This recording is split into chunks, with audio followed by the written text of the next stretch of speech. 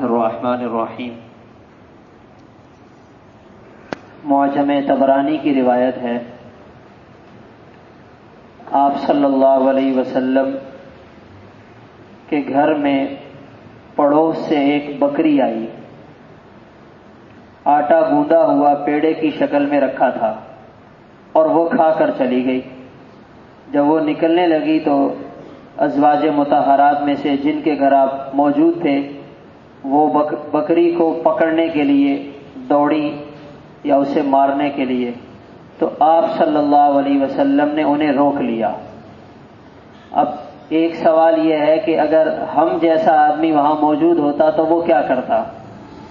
ایک تو پڑوسیوں سے بھی ناراضگی بناتا اور دوسرا گھر والوں کو بھی ڈانٹتا کہ آپ لوگ چیزوں کی حفاظت نہیں کرتے۔ آپ صلی اللہ علیہ وسلم نے نہ تو پڑوسی کو ڈانٹا اور نہ گھر والوں سے ناراض ہوئے کہ آپ لوگوں کو چیزوں کا خیال ہی نہیں رہتا۔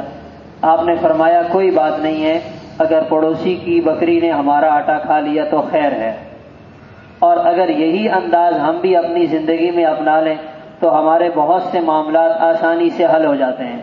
ہمارا جب نقصان ہو جاتا ہے اس نقصان کو پورا کرنے کے لیے ہم اس سے ڈبل نقصان کر بیٹھتے ہیں۔ جتنا نقصان ہونا تھا وہ تو ہو گیا، اب غصے میں آنا، اپنا خون جلانا، لڑائی جھگڑا بنانا، ٹینشن لینا، تو آپ نے اپنے نقصان کو ڈبل کر دیا۔ اور اگر کہیں خیر ہے کوئی بات نہیں تو جو ہونا تھا وہ ہو گیا، مزید نقصان سے بچ گئے۔ حضرت انس رضی اللہ تعالیٰ عنہ فرماتے ہیں میرے ہاتھ سے برتن ٹوٹ گیا۔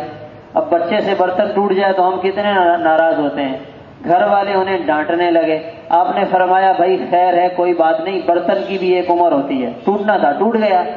تو ہمیں اپنی زندگی میں، اپنے گھر میں، اپنے پڑوس میں، اپنے دفتر میں چھوٹی چھوٹی چیزوں کو برداشت کرنے کی عادت بنانی چاہیے۔ اگر کسی سے غلطی ہو جائے تو اسے معاف کر دیا جائے، اسے نظر انداز کر دیا جائے۔ اللہ تعالیٰ عمل کی توفیق عطا فرمائے۔